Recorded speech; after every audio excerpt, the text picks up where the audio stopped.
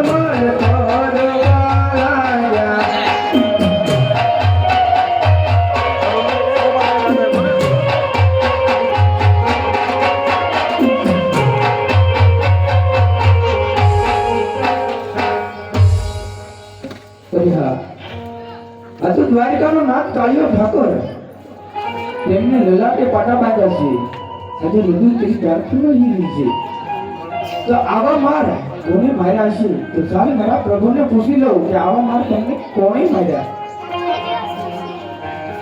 આજે લલાટે પાટા રે પ્રભુ છે લાર વાયા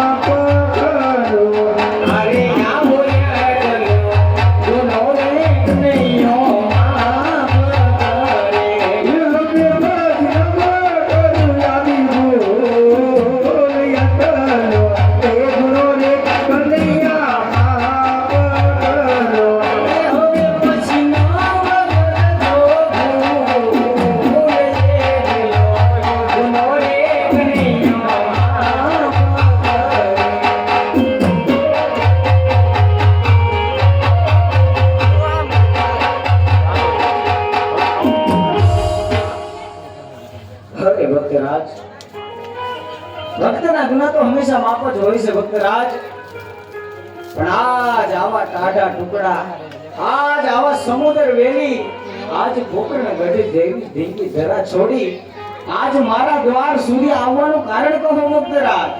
અરે પ્રભુ, તમે બધું જાણો છો તો શા માટે મારા મુખી સાંભળવા માંગો છો? હા ભક્તરાજ, આજ હું કૃષ્ણ કનૈયો બધું જાણવા છતાં આજ આપના મુખે સાંભળવા માંગુ છું ભક્તરાજ. અરે પ્રભુ, આજે મારા મુખે સાંભળવા માંગવું હોય તો સાંભળો. આજે સવારે અને પરમારત્ન મારે કારણે આવવું પડ્યું મારા નાથ. અરે ભક્તરાજ, આમાં શું તમારો સ્વાર્થ છે અને શું તમારો પરમારથ છે? આમાં મને કાંઈ સમજણ પડતી નથી ભક્તરાજ, જરા મને વિસ્તારથી સમજાવો. અરે પ્રભુ, આજે સવારે જ કહેતા એ આજે હું પાપી પેટે વાંચ્યો છું અને પરમારથ કહેતા એ કે બાર ગામ સુધી પશુ કે પક્ષી જેવી જાત ન રહેવા દે એવો ભેરબા નામનો રાક્ષસ હાહાકાર મચાવી રહ્યો છે. એનો કાંઈ ઉપાય થાય તો મને રોકો, નકર પછી મને રસ્તા મૂકી જવાની રજા આપો. આહા ભક્તરાજ, જે વખત મારે દ્વારે આવતો હોય, જે વખત પરમારથને કાજ આવતો હોય ને, તો આજ જન્મ લેવો એ તો કનૈયાનો જન્મારો છે ભક્તરાજ. માટે કનૈયો તમને અમારે ડાળીનું પુષ્પ આપે, એ પુષ્પને પારણાની અંદર પહોંચરાવજો, એની નવ માસ સેવા કરજો. મારથી મોટા હળદારી બળરામ તમારે ઘેરે અવતાર ધારણ કરશે. અરે પ્રભુ, આજે કહેવતમાં કીધું છે. અરે પ્રભુ, આજે કહેવતમાં કીધું છે કે 100 રૂપિયા રૂપિયાવાળા નહીં અને એક દીકરાવાળા નહીં. અરે પ્રભુ, જો તમારે બીજું પુષ્પ દેવું હોય તો આજે જગતમાં પૂજવા લાયક નહીં. તમારે જવું હોય તો મારે બીજું પુષ્પ જોવે, નકર મારે બીજું પુષ્પ અરે ભક્તરાજ, આ તમે શું બોલી રહ્યા છો ભક્તરાજ? મારા જેવું પુષ્પ હું તમને ક્યાંથી લઈ આવી દઉં ભક્તરાજ? માટે આજ જો પરમારથને કાજ મારે અવતાર લેવો પડે ને, એ કનૈયાને માટે લ્યો તમને બીજા અમરદારીના પુષ્પ. એ અમર રે ડાલીના કાનો બીજા પુષ્પ આપે જો, એ પુષ્પને પારણીએ પધારો, સેવા કરો નવ માસે રે. એ નવમે માસે કનૈયા તમારે ઘેરે અવતારી લેશે રે.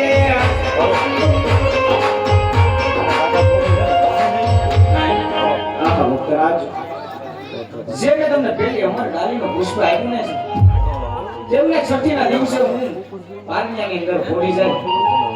માટે હવે તમારી અંદર, તમારા મનની અંદર કાંઈ સંકલ્પ હોય ને, તો આજ કનૈયાને કહો, કનૈયાના દ્વાર તમારા માટે ખુલ્લા છે ભક્તરાજ. અરે પ્રભુ, તમે મને પેલું અમરદાનીનું પુષ્પ આપ્યું, તેમનો જન્મ થાય તો તેમના નામ મારે શું રાખવા? સત્ય વાત છે. એ રાખજો રાખજો વીરમદેવ રૂડા નામ રાખો, તો આવીને મધ્યાના વેગના વાગશે. અરે પ્રભુ, તમે અમરદાનીનું બીજું પુષ્પ આપ્યું, તેમનો જન્મ થાય તો તેમના નામ મારે શું રાખવા?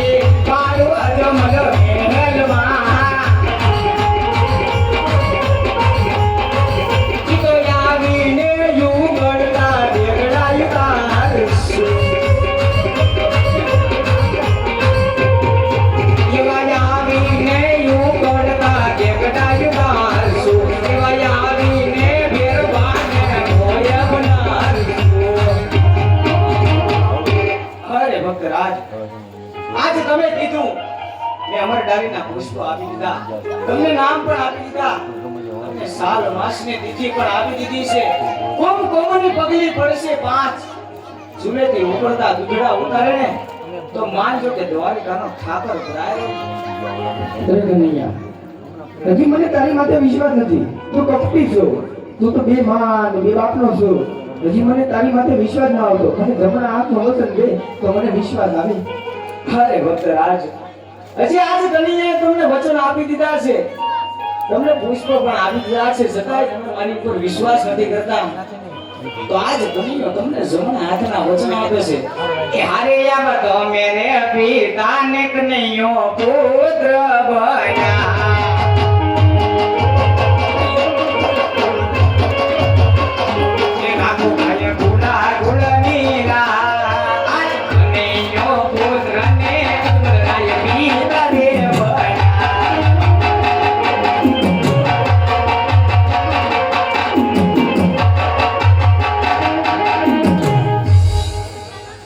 અરે ભગત રાજ, આજે કનૈયાએ તમને સમાન હાથના વચન આપી દીધા છે. રઘુકુલ રીત સદા ચડી આવી, પ્રાણ જાય કનૈયાના વચન નો જાય ભક્તરાજ. માટે આજ તમારા મનની અંદર જે કાંઈ સંકલ્પ હોય ને, તો આજ કનૈયાના દ્વાર તમારા માટે ખુલ્લા છે ભક્તરાજ. અરે પ્રભુ, હજી મારી એક ઈચ્છા એવી છે કે જૂનાગઢમાં નરસિંહ મહેતાના તમારો રાસલીલાના દર્શન કરાવ્યા હતા ને, ઈ દર્શન મારે કરવા છે. અરે ભક્તરાજ, આજ મારા સોનાના સિંહાસન ઉપર વિરાજમાન થઈ જાઓ. હમણાં તમને સપના રૂપે રાસ લીલાના દર્શન કરાવી છે. એ કાના તારી દ્વારિકામાં ઘડીએ નો હાલે, મને મારું પોકરણ યાદ બહુ આવે લાલા.